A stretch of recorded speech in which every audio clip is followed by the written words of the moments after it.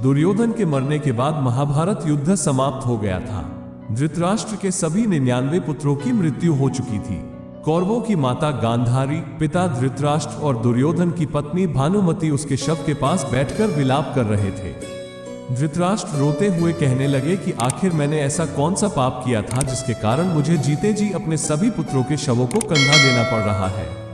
वहीं पास में भगवान श्री कृष्ण भी खड़े थे। उन्होंने दुखी धृतराष्ट्र को बहुत समझाया कि यह तो पहले ही निश्चित हो गया था कि इस युद्ध में समस्त कुरुवंश का नाश हो जाएगा। मैंने बहुत प्रयास किया था इस युद्ध को टालने का, परंतु दुर्योधन की हठ और आपके पुत्र मोह के कारण इस युद्ध को टालना असंभव हो गया था, जिसके कारण धर्म की रक्षा के लिए युद्ध ही एकमात्र उपाय रह गया था।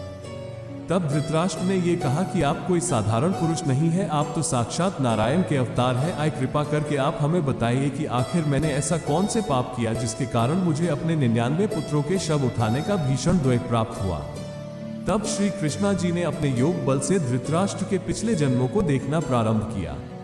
उन्होंने राजा धृतराष्ट्र के पिछले 99वें जन्म में एक घटना ऐसी दिखाई दी जिसके कारण राजा धृतराष्ट्र को उनके कर्मों का फल भोगने पड़ा।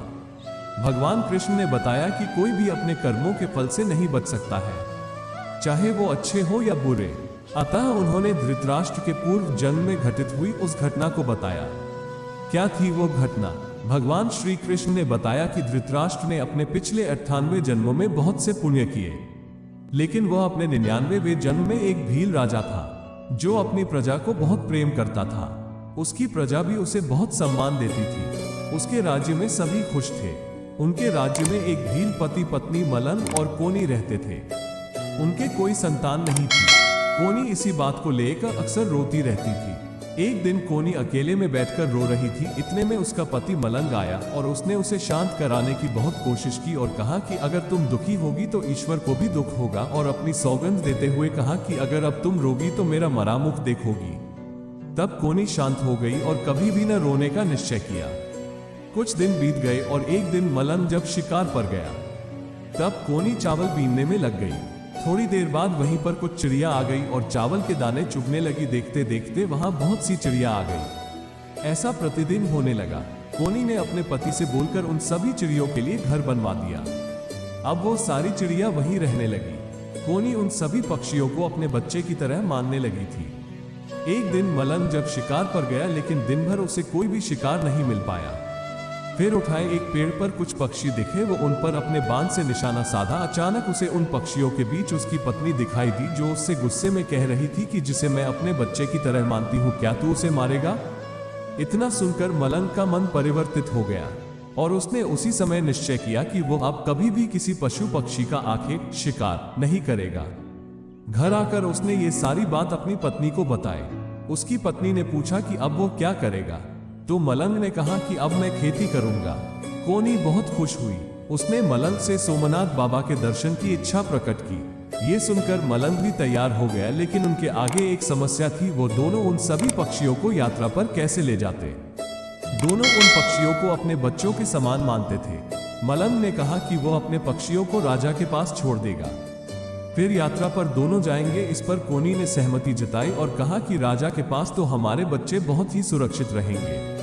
वो दोनों राजा के पास अपने बच्चों को साथ लेकर गए और राजा से सारी बात बताई। राजा बहुत खुश हुआ और उनको जाने की आज्ञा दे दी। वो दोनों यात्रा पर निकल गए। दोनों के यात्रा पर जाने के कुछ दिन बाद राजा को अपच का रोग लग गया, जिसके कारण राजा बीमार हो गया। वो कुछ भी खाता तो उसे पचता नहीं। सारा राज्य इस बात से परेशान था। उसका रसोइया भी बहुत परेशान था कि वो आखिर राजा को ऐसा क्या खिलाए जो राजा को पचे और राजा ठीक हो जाए। एक दिन उस रसोइये को किसी ने कहा कि क्यों न तू अपने राजा को प्रतिदिन के भोजन के अलावा कुछ और बना के खिला।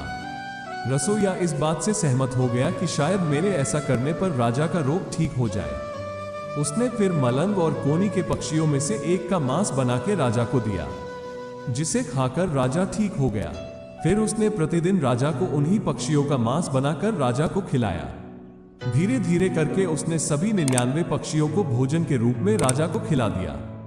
राजा को पता भी नहीं चला। फिर वो दिन भी आ गया जब मलंग और कोनी वापस यात्रा से आए और राजा से मिले। उनको भगवान सोमनाथ का प्रसाद दिया। राजा बहुत खुश हुआ। दोनों ने अपने बच्चों पक्षियों को राजा से मांगा। राजा ने अपने मंत्री से उनके पक्षियों को लाने को कहा। मंत्री गया परंतु वापस नहीं आया। उसने फिर अपने अन्य दरबारियों को भेज परंतु वे सभी वापस नहीं आए। राजा ने क्रोध में आकर उन सबको बुलाया और पूछा तो मंत्री ने सारी बात बताई। राजा को मिला शाप। राजा को ये बात सुनकर आश्चर्य हुआ, लेकिन अनजाने में ही सही पाप तो उससे हो गया था। ये सब जानकर कोनी ने क्रोध में आकर राजा को शाप देते हुए कहा, क्या तू अंधा हो गया था जब अपने भोजन में मेरे बच्चों को खा रहा था? जा, मैं तुझे शाप देती हूँ कि तू भी अंधा हो जाएगा, और जैसे तूने मेरे 99 बच्चों को खाया है उसी प्रकार तेरे जीते जी तेरे 99 बच्चों की मृत्यु हो जाएगी। इसी शाप के कारण धृतराष्ट्र जन्म से अंधे हुए और उनको जीते जी आपने सभी 99 पुत्रों के शवों को उठाना पड़ा। कोनी और मलन इस जन्म में पांडु और कुंती के रूप में जन्मे और अपने पूर्व जन्म के शाप को फलीभूत किया। इस वीडियो में जिस सच्ची कथा का उल्लेख किया गया है वो कथा सनातन हिंदू धार्मिक ग्रंथों व पुराणों के आधार पर बताई गई है। आपको ये सच्ची कथा कैसी लगी हमें कमेंट करके बता सकते हैं।